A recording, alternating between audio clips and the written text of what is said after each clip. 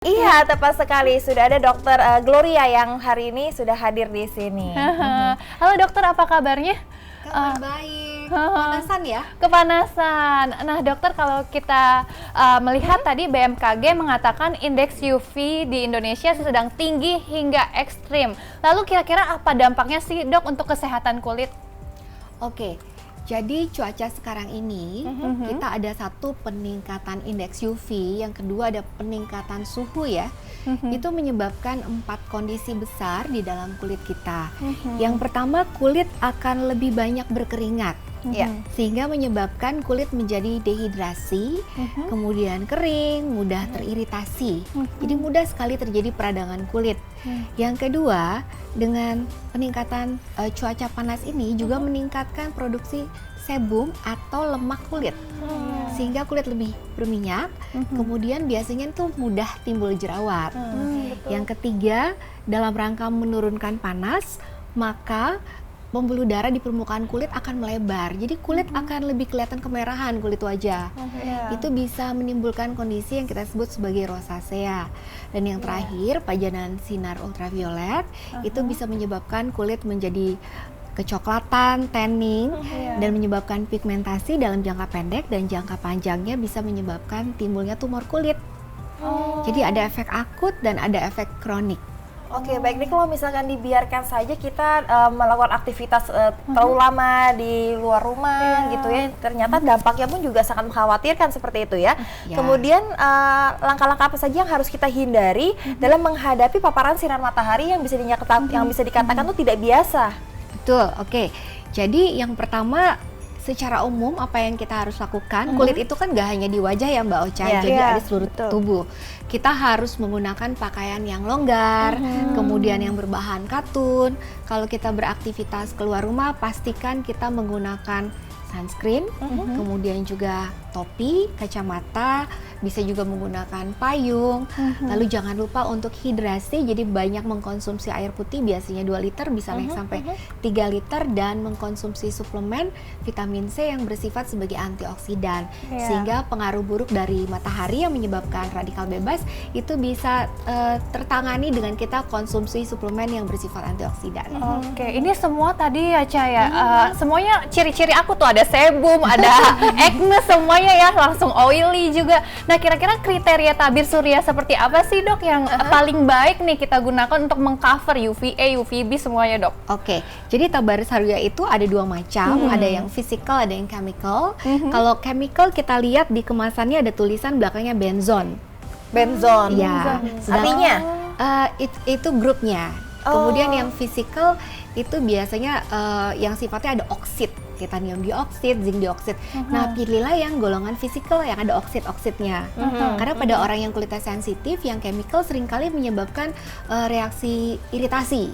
Jadilah pilih yang fisikal tadi, yang ada oksid-oksidnya. Yang kedua, pastikan bahwa sunscreen yang kita gunakan mengandung 2 komponen. Yang pertama SPF, minimal SPF 50. Yang kedua ada PA++. Jadi bedanya apa? SPF itu untuk UVB, ultraviolet B, sedangkan yang PA++ itu untuk UVA, ultraviolet A. Jadi dua-duanya itu sama pentingnya. Yang ketiga, kita harus gunakan kira-kira 15-30 menit sebelum beraktivitas. Jadi jangan misalnya pakainya jam 6 pagi, pergi jam 8, karena sudah keburu luntur. Ya 15 menit sampai 30 menit sebelum beraktivitas. Dan yang paling penting, tidak boleh untuk memakainya hanya sedikit. Jadi harus cukup jumlahnya. Untuk wajah dan leher kira-kira 1 ruas jari. 1 ruas jari. Ya, banyak ya. Banyak, lumayan. Lumayan, jadi nggak boleh tipis-tipis. Dan 2-3 jam kemudian harus diulangi. Ya, karena seiring dengan waktu kan kita berkeringat, kemudian juga sunscreen itu akan mengalami inaktivasi kalau kita sudah berada di ruangan terbuka dalam waktu tertentu. Jadi mesti diulang.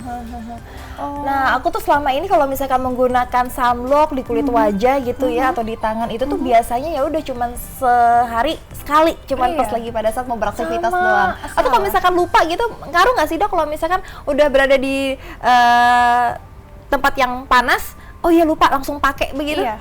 Oh, boleh, tapi pastikan kulit dalam keadaan bersih juga ya, Ocha Oh, ya. dibersihkan dulu Ya, kadang kan ya. kita sudah aktivitas berkeringat, ada kotoran, jadi cuci muka dulu, baru kita aplikasikan tabir suryanya. Jangan lupa muka, leher, kemudian tangan kalau yang terekspos yang suka menggunakan pakaian agak pendek. Lalu ini Ca, dulu kan kita sering berjemur ya di bawah Iya, jam 10. iya. Nah, itu gimana mataharinya ketika kondisi seperti ini masih membahayakan atau gimana, Dok? Ya cukup intens ya, apalagi kan kita tinggal di daerah tropis, jadi tetap harus gunakan sunscreen. Nah, untuk mendapatkan pajanan sinar matahari untuk Iya. vitamin D, sebetulnya ada solusi lain, yaitu mengkonsumsi suplemen yang mengandung vitamin D, karena dengan itu kita mendapatkan dosis vitamin yang lebih terukur, yang lebih pasti. Oke, baik, ini sangat bermanfaat sekali ya obrolan-obrolan kita pada pagi hari ini. Dan kemudian bisa nggak sih caranya mempraktekkan dokter nih untuk penggunaan Sunscreen, sunblock iya. atau sunscreennya mungkin bisa ditunjukkan kepada pemirsa takarannya Iya. seperti apa? Oh, oke. Tadi kulit harus dalam keadaan bersih, kemudian gunakan sunscreen. Ini saya bawa contoh aja ya. Misalnya ini lotion. Jadi sunscreen sendiri formulasinya ada banyak. Ada Iya. lotion, ada krim, ini lotion. Kita ambil kira-kira kalau untuk wajah paling tidak kita gunakan satu ruas jari seperti ini nih. Ini cukup banyak ya. Banyak juga ya. Iya, nggak boleh sedikit. Iya. Lalu kita totolkan di area misalnya dahi, pipi, kiri kanan, hidung, dagu, kemudian juga daerah leher, lalu kemudian kita usap dengan gerakan memutar supaya dia terserap. Oke. Paling tidak 15 menit supaya settle, barulah di atasnya kita menggunakan make up. Nah, formulasi yang sama juga kita gunakan, jadi satu ruas jari itu untuk lengan kiri bawah, satu ruas jari yang lain untuk lengan yang kanan. Gitu. Oke, baik. Nah, ini kenapa pengaplikasiannya harus memutar? Iya. Supaya memastikan bisa merata dan diabsorpsi oleh kulit. Oh, kalau misalkan ditap-tap seperti itu Ya, boleh juga. boleh juga ya. Ini kalau penggunaan sunscreen biasanya Ca, kita kan langsung ke memakai bedak dan juga lainnya, itu akan tetap berfungsi sama kah? Bisa berfungsi sama, tapi tunggu kira-kira 15 menit supaya sunscreennya settle dulu nih. Iya. Oh, harus ditunggu dulu ya, Dok ya. Kemudian kalau misalnya kita punya make up base, foundation, CC cream atau apapun yang ada SPF-nya lebih bagus lagi. Karena itu menjadi double protection. Oh, oke. Nah, tadi kan Anda menyebutkan ada beberapa macam jenis, ada sunscreen, sunblock, moisturizer, dan lain sebagainya. Apakah itu semua memiliki fungsi yang juga bisa untuk menangkal UVA, UVB, dan lain sebagainya? Oke. Jadi kalau kita bicara sunscreen atau tabir surya, itu adalah suatu perawatan kosmetik yang tujuannya memang untuk menghindari pajanan sinar matahari karena dia mengandung bahan khusus. Tadi ada yang belakangnya oksid, ada yang benzon. Nah, formulasinya bisa dalam bentuk gel, lotion, krim. Jadi kalau lotion, gel, krim itu adalah formulasi. Jadi itu dua hal yang berbeda. Nah, kalau moisturizer itu adalah pelembab. Pelembab itu adalah suatu cosmeceutical atau bahan kosmetik sendiri. Kadang-kadang ada tabir surya yang digabungkan dengan pelembab sehingga punya fungsi 2-in-1.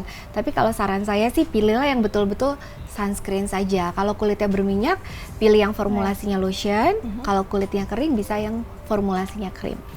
Oke, baik. Terakhir nih, dokter tips. Kalau udah terlanjur rusak, Dok, harus seperti apa treatmentnya yang terbaik untuk kulit yang sudah Betul. rusak karena matahari? Oke, kalau untuk treatment itu bergantung dari kondisi kulitnya mengalami efek seperti apa. Kalau kulitnya kusam bisa melakukan chemical peeling yang biasanya dilakukan oleh dokter sebulan sekali.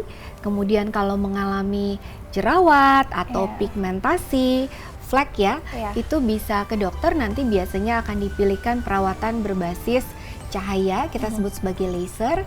Ada laser yang khusus untuk pigmentasi, kita bisa bilangnya laser NDX, atau laser yang berbasis vaskular untuk kemerahan di kulit. Jadi ada banyak solusi bergantung dari apa permasalahan kulit Bapak Ibu sekalian. Oke, termasuk berlaku untuk pria bagaimana?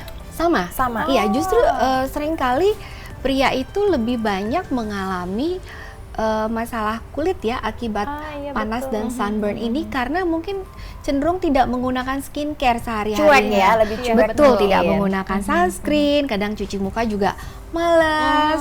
Jadi efeknya lebih kumulatif. Nah, sekarang ini trennya adalah pria-pria juga sudah mulai merawat diri nih, Mbak Kartika dan betul. Mbak Ocha. Jadi pria wanita sih sama aja. Sama aja ya. Iya. Nah, mungkin nanti kita bisa memberikan ide kepada teman-teman kita yang tadi sudah melaporkan berbagai macam arus mudik di ruas jalanan yang berbeda-beda ya. Iya, kalau sedang laporan harus memakai sunscreen ya. Sunblock dan Iya. lain sebagainya. Oke, baik. Terima kasih banyak sudah hadir, bermanfaat sekali informasinya untuk kita semua ya. Ya, tepat sekali. Terima kasih dokter atas kehadirannya. Salam sehat Terima selalu. kasih. Jangan lupa menggunakan sunblock loh. Kita ingetin ya. Baik, terima kasih dok. Thank you. Dan salam sehat selalu.